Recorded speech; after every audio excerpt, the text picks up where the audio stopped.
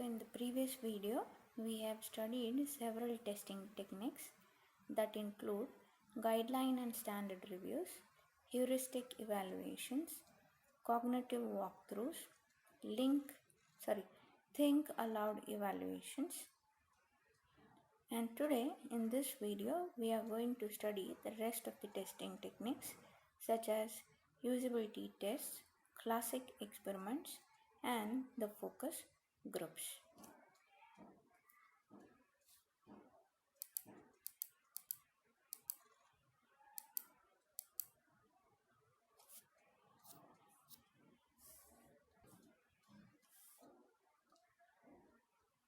So we begin our discussion with the usability test. So a usability test evaluates an interface under real world or under controlled conditions. Specific tasks are performed by the users and the measure of performance are taken, and the result is compared with previously defined performance goals. Evaluators are also used to gather data on problems that arise. Errors, confusions, frustrations, and complaints are then noted and later discussed with the user. It is also useful to have the user talk aloud about what he or she is doing. Failure to meet these usability design objectives will indicate the necessity to redesign the things. So what are the advantages of this usability testing? Basically, usability tests incorporate realistic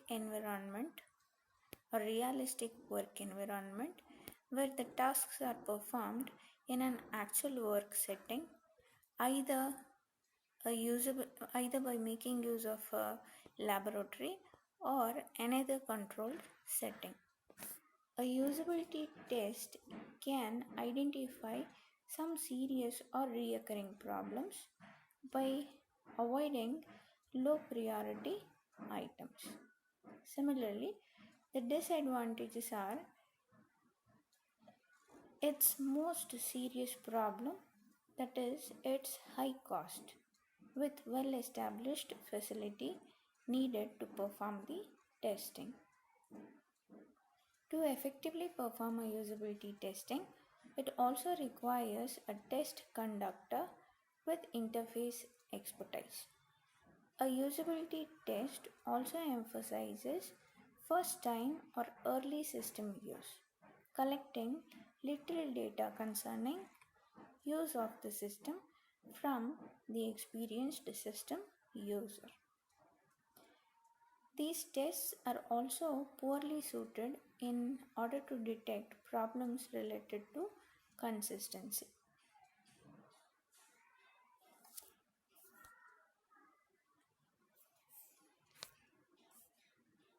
So what do we mean by performance and performance measures? Typically, a usability test collects user performance data such as task completion rates or times and error rates, etc. The performance data focuses on how well users can do their tasks.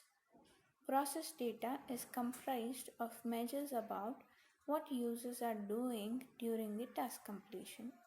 This can include both objective and subjective measures such as the participant's self-report, an observation of the participant's behavior, and eye movement tracking.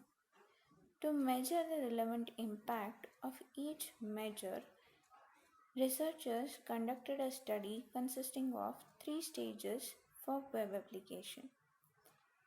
A usability test was followed by a redesign stage in which the test's findings were incorporated into a modified design. A second test plus redesign was then performed, and finally a third reusability test was run. And the result was improved recommendations based on the test performance data yielded an increase in task completion and reduction in errors, which is not surprising conclusions. Therefore, recommendations based upon both performance and process data yielded increased satisfaction with the interface. So therefore, process measure may be another useful tool for usability testing. Moving on to the next type of test, that is classic experiments.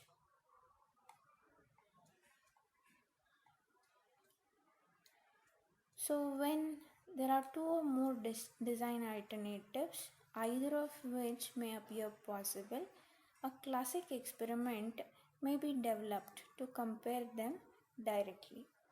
Two or more prototypes are constructed and then identical in all aspects except for the design issues that could vary in type of control or wordings of an instruction and so forth. The speed and accuracy measures are then collected and user preferences are solicited.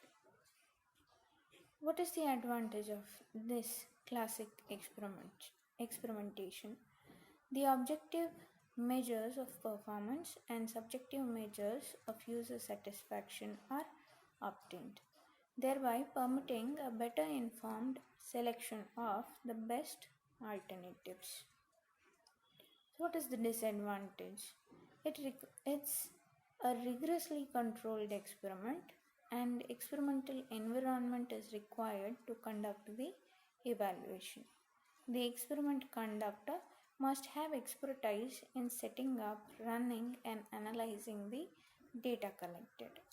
Multiple prototypes reflecting the design issues must also be created.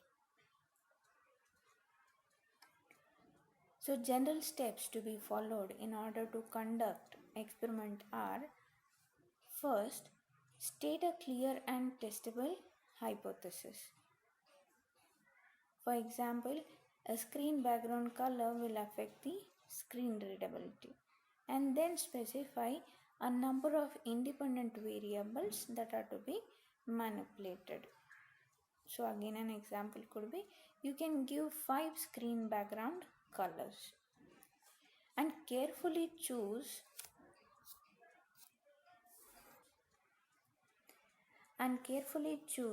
the measurements, that is screen reading time and reading errors, etc.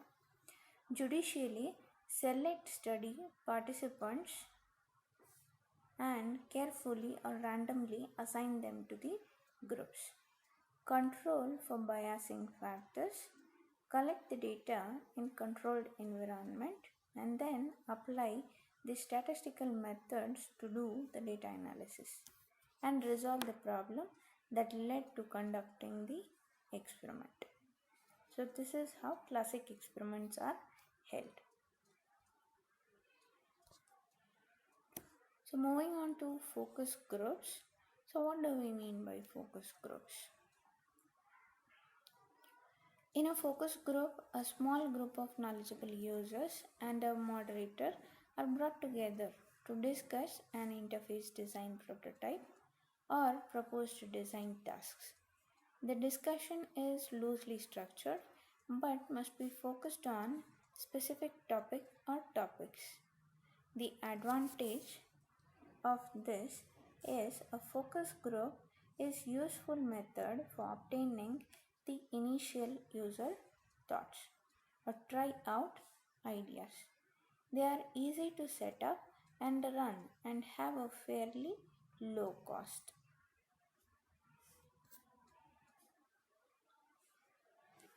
The disadvantages are the focus groups do require an experienced moderator. Also, they are not useful for establishing how people really work and what kinds of usability problems people have. What are the guidelines? How do we perform this focus group tests? A focus group should be restricted in size with consisting of only 8 to 12 people. An individual session should consume no more than 90 to 120 minutes, and then recording of the session should be done either by video or audio that will permit later detailed analysis of the participants' comments, and then the recording can also be played for the entire design team, again providing insights into what the user's needs basically are.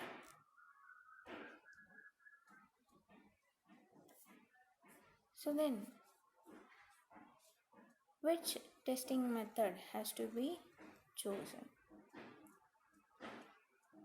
So therefore, we will now discuss choosing a testing method. Using cognitive walkthroughs early in the development process permits the identification and correction of more serious problems. Later, when a functioning prototype is available, the remaining problems can be identified using a think aloud evaluation. So, first, let us look into the difference between usability test and heuristic evaluation. So, heuristic evaluations are useful in identifying many usability problems and should be part of the testing scenario. Performing this kind of evaluation before beginning an actual usability test with the user will eliminate a number of design problems.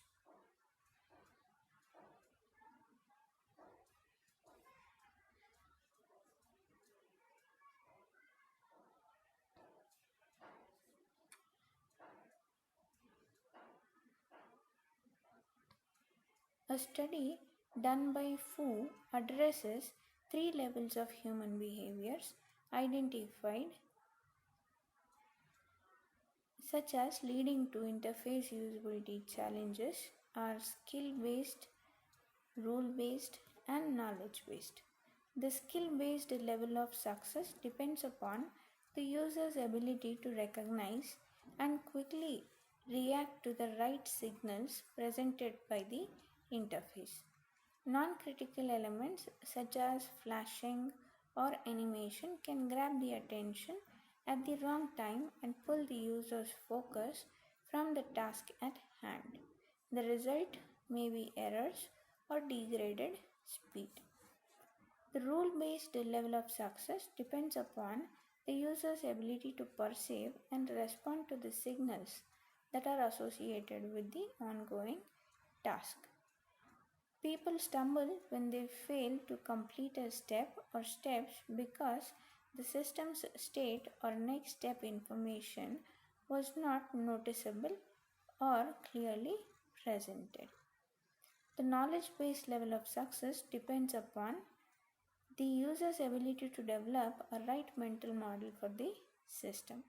Users' actions based upon an incorrect or incomplete mental model may cause the wrong action, resulting in an error.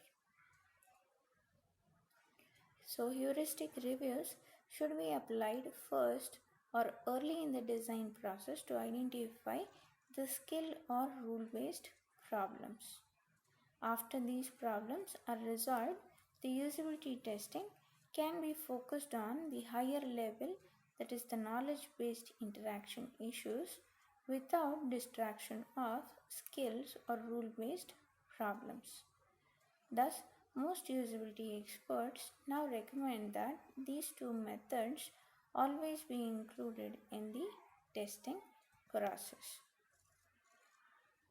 Essentially, heuristic reviews exploit our understanding of human perception and cognition. The design or presentation details that may impede or facilitate a person's progress in the performance task are most easily identified. So, a usability test identifies the gaps that may exist between the system's conceptual model and the user's mental model in the context of how the system is being used. So, what is concurrent versus retrospective user comments? There are two ways of test participants to verbalize their observations and problems to the tester. One is concurrent or as they happen, and the other one is retrospective, that is, after the test session is over, the user can give his represent his observations. In retrospective conditions, participants show a video of the testing session to remind them of the issues they may have confronted. Concurrent reporting may have two problems. First, it forces people to closely examine a certain portion of the interface, which could impact their performance on the following tasks. Second, immediate reporting may contaminate performance data like time to complete a task. So, three studies by different researchers found no performance and preference differences between these methods. However, researchers performing the first two studies concluded that retrospective comments are more useful because they were more explanatory than concurrent comments. Concurrent reporting was most valuable for simple issues such as link naming, instruction wording, error messages, and so on. But whereas retrospective reporting seems to be best for better understanding more complex problems. The users wherein the users were be unable to articulate why they were having problems while trying to resolve them.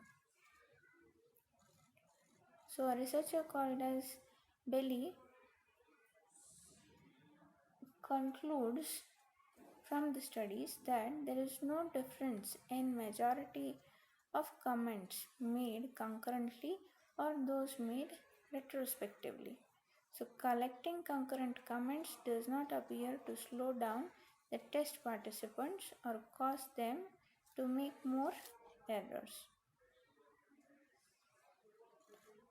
Concurrent comments are better for certain design problems such as link naming, whereas retrospective comments are more valuable for helping to resolve complex usability issues.